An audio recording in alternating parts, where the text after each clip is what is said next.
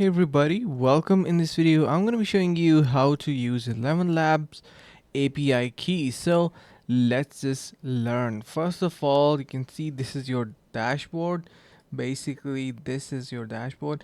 Now you can see on the left side we have a lot of options, but we cannot see any API option. Now before I tell you about that, you can head over to the link in the description below to get 50% off onto ElevenLabs subscriptions. So this is big, guys. You can simply get that 50% off and start generating professional sounding AI voices. So for API, you need to head over to your account on the bottom left side over here.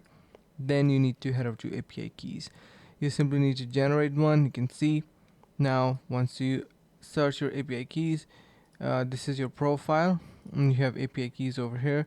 You can simply enter in here anything, like for example, if you click on generate API key, you have your setting for the API key that you can set, and you can name it.